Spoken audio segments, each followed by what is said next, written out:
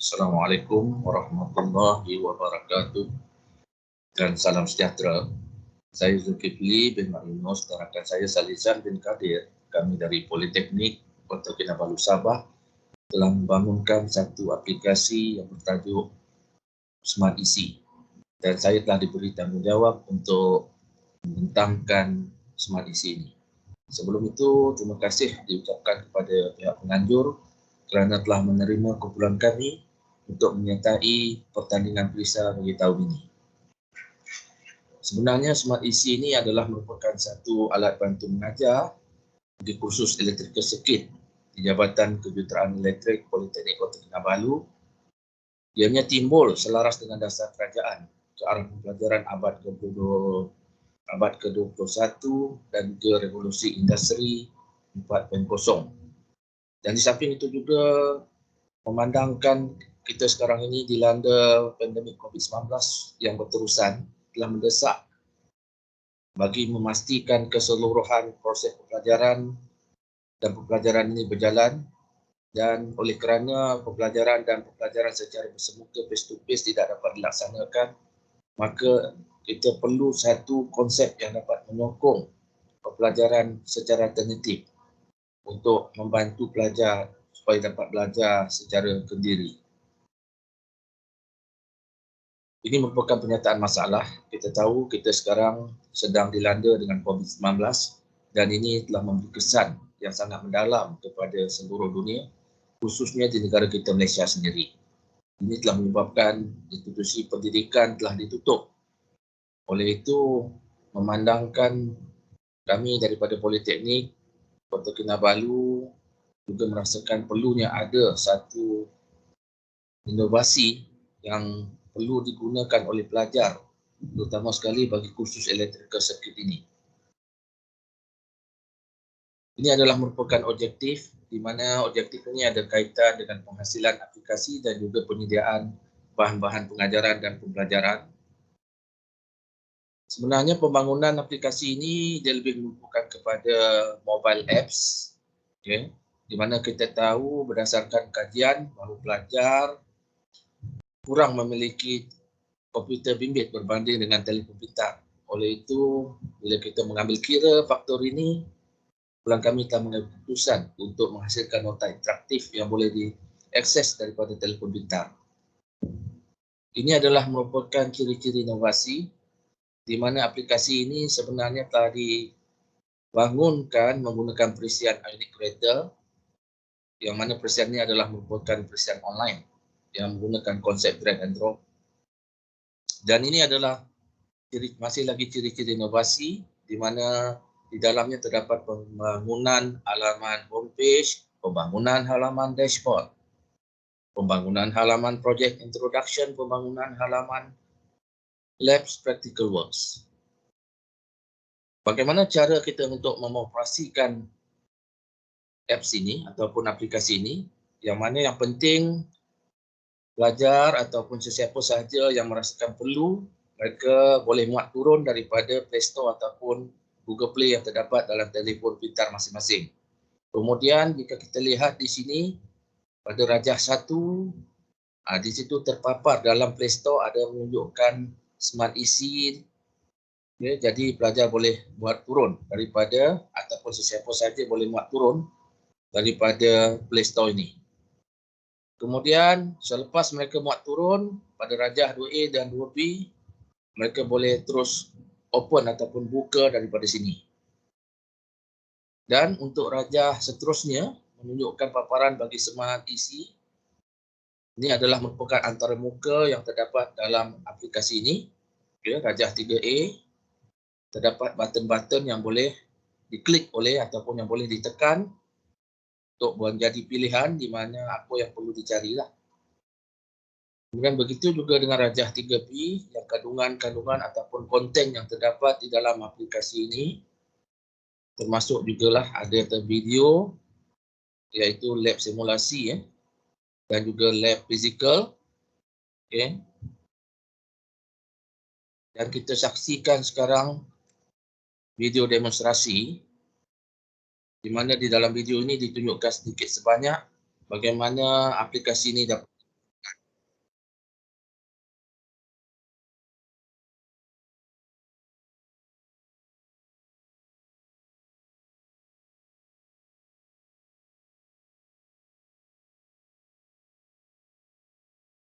Sama-sama kita saksikan.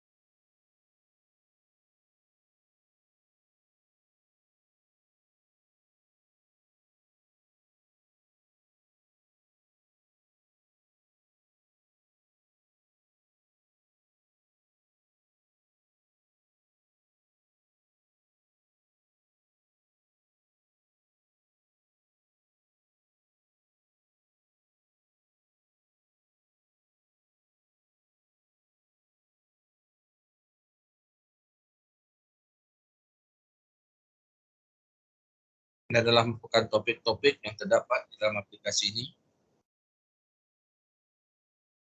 Topik 1, topik 2, topik 3, topik 4, dan ada sekali topik 5.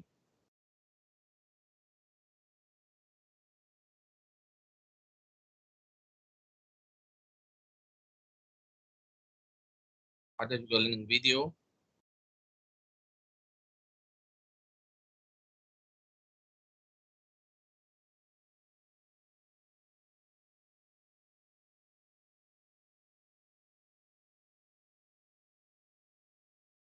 Itu juga dengan topik-topik yang seterusnya. The lab practical work secara fizikal dalam makmal, juga secara simulasi yang dilakukan oleh pelajar.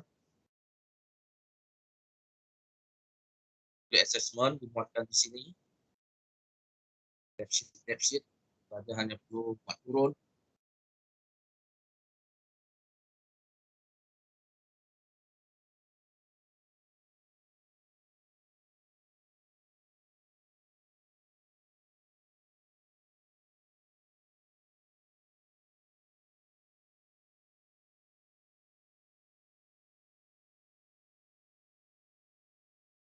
Semua topik ini dari topik 1 hingga topik 5 terdapat video, learning item, dan juga lab sheet dan beberapa bahan-bahan pengajaran dan pelajaran yang lain.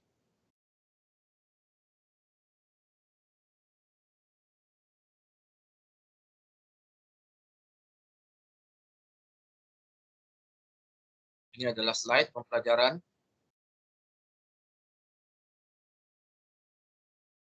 Pelajar boleh terus akses daripada sini.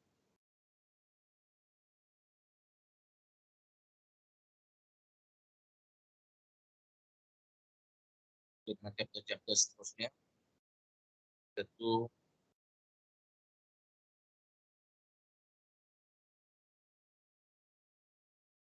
dan terdapat juga CQI implementation method yang menunjukkan keadaan penukaran kompleks, yaitu rectangular form pada pola form dan pola form pada rectangular form.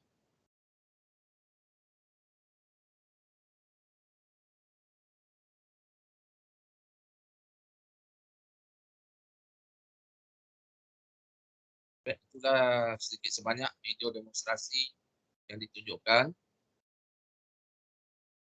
Dan ini adalah merupakan kelebihan inovasi ini. Yang pertama, ia mudah diakses. Yang kedua, saiznya adalah kecil di dalam telefon pintar, tidak memerlukan ruang yang besar. Ia boleh digunakan juga di kedua-dua operating sistem, sama ada Android ataupun iOS. Dan ia tidak memerlukan telefon pintar yang canggih. Pelajar hanya perlu muat turun nota aplikasi ini sekali saja. Dan akses ini ataupun aplikasi ini boleh dikemaskini, update jika terdapat perubahan dari semasa ke semasa. Kos inovasi ini adalah cuma RM150 sahaja. Secara keseluruhannya, inovasi ini telah dicapai objektifnya sepenuhnya. Tetapi bagi tujuan tambah baik, ia perlu ataupun boleh ditambah dengan unsur augmented reality, iaitu menggunakan konsep 3D. Dari segi sebar luas ataupun impak, potensi untuk sebar luas sebenarnya jelas. Ianya boleh diakses di seluruh dunia kerana ia menggunakan terdapat di dalam Google Play ataupun Play Store. Jadi ianya boleh diakses di mana-mana, asalkan yang penting ada Android. Walau macam mana pun di dalam komputer bimbit pun sebenarnya boleh diakses daripada telefon bimbit ataupun pengguna Apple yang menggunakan iOS melalui link Ion Creator. Dari segi impak inovasi ini, sebenarnya ianya dapat memperbagaikan kaedah pengajaran dan pembelajaran ke arah pembelajaran digital selaras dengan dasar kerajaan ke arah pelaksanaan revolusi industri 4.0.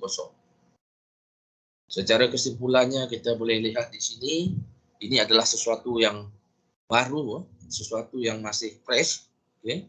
Sebenarnya tujuannya adalah untuk menggalakkan pensyarah kita, sama ada di politeknik ataupun college community dan juga institusi-institusi pendidikan, supaya mereka boleh menunjukkan bakat untuk berkarya dan juga meningkatkan kemahiran. Terutama sekali kalau kita lihat dalam keadaan sekarang ni, situasi COVID-19 ni telah menjadikan kita terpaksa mencari satu alternatif ataupun jalan untuk menyediakan bahan-bahan pengajaran dan pembelajaran seperti ini. Sekurang-kurangnya dia dapat membantu ke arah mengurangkan lagi COVID-19 dan juga menjalankan pengajaran pembelajaran secara lebih berkesan. Saja dari saya, apa yang baik itu datangnya daripada Allah dan yang buruk itu daripada kesilapan dan kesalahan saya sendiri. Ampun maaf.